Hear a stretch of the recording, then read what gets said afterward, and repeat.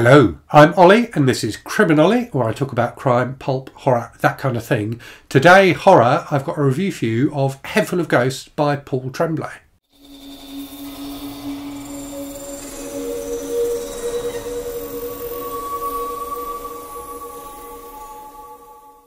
So this is one of those books I've been aware of for ages, and indeed have had on my Kindle for ages, and just had never got round to it. It's the first Paul Tremblay book I've read, and I'm really glad I've read it because it was fantastic, and it's made me definitely want to read more.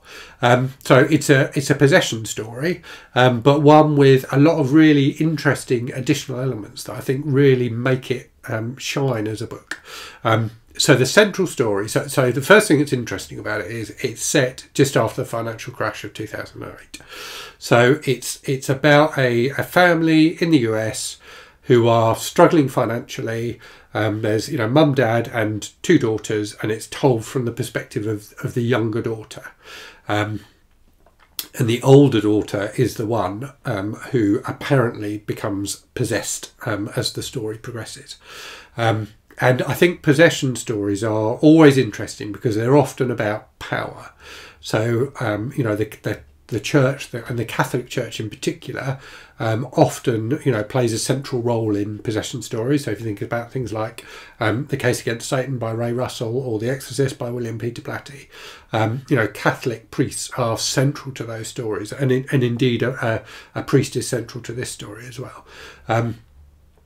But that examination of kind of power structures, particularly in stories where, as in the case of this book and the other two books I've mentioned, the person who is possessed is like a teenage girl. I think there's a really interesting dynamic there, and this book certainly plays with that, but does it in a different way to those other possession stories. So yeah, I'm a big fan of possession stories, and this is definitely a really solid addition to that subgenre. So what makes it interesting, I think, is the way in which it's told.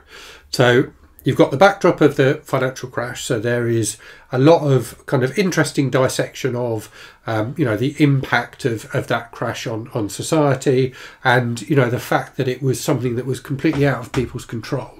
It was something that nobody expected, that just happened and devastated people's lives, and it happened because of the way companies and financial institutions were doing business. So it happened in a way, the cause of it was something so remote from the everyday lives of people that it was almost inconceivable, but it had a huge impact on people. So I thought that was a really interesting backdrop for the story.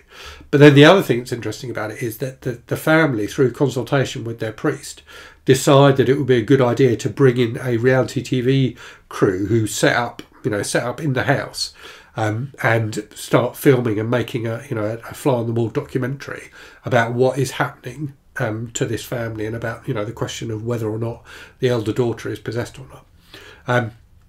So that was just really interesting handled as well. Really interesting examination of like how the media works and the impact of the media, on our day-to-day lives, and particularly, reality TV, and the way that reality TV, effectively warps reality to make something that's entertaining rather than something that's true.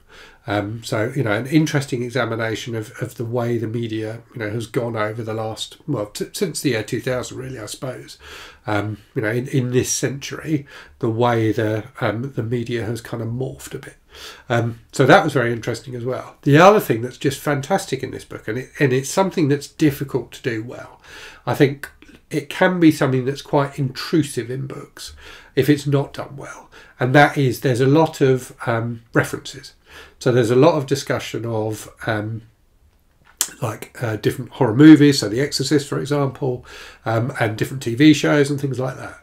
And the way that Paul Tremblay does it is really clever. And it reminded me a bit, actually, of My Heart is a Chainsaw by Stephen Graham Jones. Stephen Graham Jones, funnily enough, is name-checked in this book. There is a character called Stephen Graham Jones, which is quite deliberate.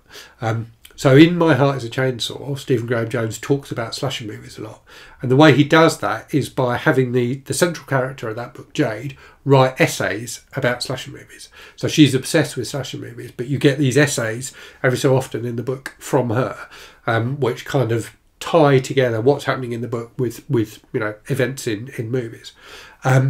Tremblay does something very similar in this. So he has a character who is a blogger who is watching the TV show after the fact. And it should be said as well, this is effectively written in the present day, looking back at the events and told partly through an interview between the younger daughter and a woman who I think is writing a book about the events. You also get this blogger character who is watching and analysing the TV show and talking about the events that happened to the family through the mediation, if you like, of the TV show. But they throw in like loads of movie references and things like that, and just draw on that kind of wealth of kind of information and experience around possession that we've all gained in our lives through watching horror movies. So it really works nicely together, and it's a clever way of integrating that kind of discussion of popular culture into a book without it feeling jarring or lifting you out of the book. I hate it in books when like characters randomly have a conversation about a movie or something like that. It just never feels real to me, despite the fact that it is actually something that people do in real life. But when it happens in a book, it just always seems to detract from the plot. Whereas in this book, by ring fencing those sections into kind of mini chapters of their own, I thought Paul Tremblay really wove it into the story well.